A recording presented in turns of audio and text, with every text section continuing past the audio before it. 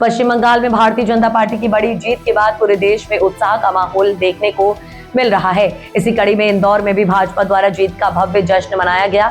मोदी के नारों के साथ भाजपा कार्यकर्ताओं ने जमकर जश्न मनाया और एक दूसरे को जीत की बधाई दी। वहीं भाजपा कार्यालय में पारंपरिक बंगाली व्यंजन झालमुड़ी भी वितरित की गई। इस अवसर पर जमकर आतिशबाजी की गई और नेताओं ने पश्चिम बंगाल की इस जीत को ऐतिहासिक बताते हुए अपनी प्रतिक्रिया भी दी। मंत्री कैलाश विजयवर्गीय भी पश्चिम बंगाल फतेह पर काफी खुश दिखाई दिए। कैलाश विजयवर्गीय भाजपा कार्यालय पहुंचे और भाजपा कार्यकर्ताओं के साथ जश्न मनाया। खुशी में कैलाश विजयवर्गीय ने ढोल बजाकर पश्चिम बंगाल का प्रसिद्ध व्यंजन झालमुड़ी का भी स्वाद लिया।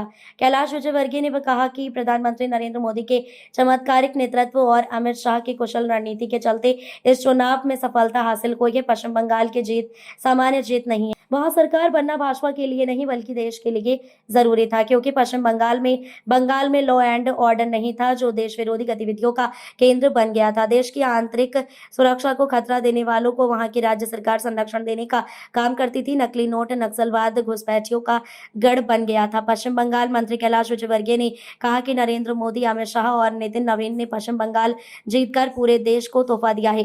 कैलाश विजयवर्गीय ने कहा कि 4 दशकों के अंदर पहली बार पश्चिम बंगाल में निष्पक्ष चुनाव हुए हैं।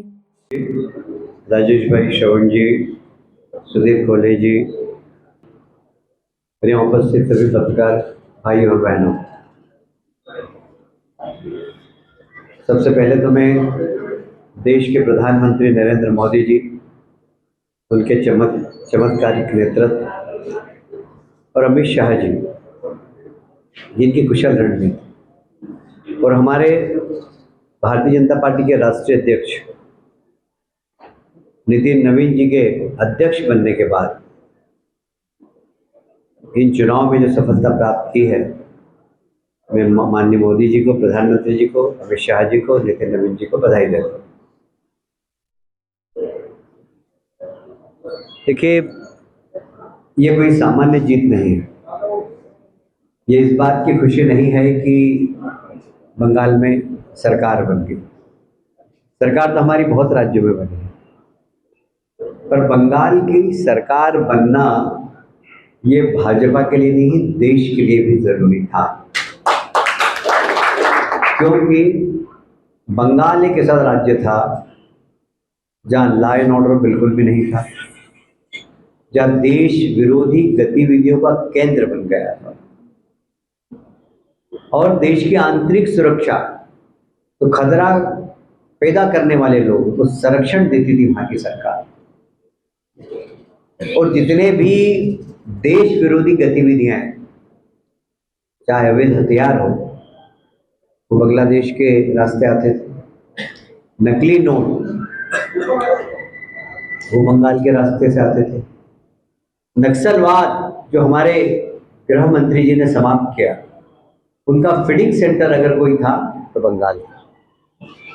और इसलिए यहाँ सरकार बनने की खुशी कम है, क्योंकि सरकार तो हमारी बहुत राज्यों के अंदर है, पर मोदी जी ने और अमित शाह जी ने और नितिन नवीन जी ने देश को तोहफा दिया है, और एक ऐसा तोहफा, इतना ज़बरदस्त तोहफा, जैसा कि उन्होंने धारा 370 हटाकर एक रिकॉर्ड बनाया, जैसा सीए कानून लागू लाए, जैसा ट्रिपल तलाक, जैसा नक्सलवाद का समापन, ये सरकार की जो बड़ी उपलब्धियां हैं, उसमें से एक बड़ी उपलब्धि ये भी है कि बंगाल में देश विरोधी गतिविधियों को संरक्षण देने वाली सरकार को पराजित कर।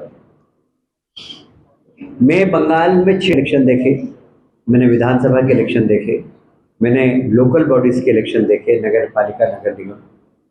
मैं दावे से कह सकता हूँ, गंभीरता से कह सकता हूँ कि 4 दशक में पहली बार बंगाल के अंदर निष्पक्ष चुनाव हुए। तो चुनाव ही नहीं होते थे वहां पर, सिर्फ छापखाना, छप्पा छप्पा छप्पा छप्पा। पिछली बार भी हमारी 3 से 77 सीट आई, वो 100 के ऊपर जाता, पर हमारे काउंटिंग एजेंट जो बैठे थे सबको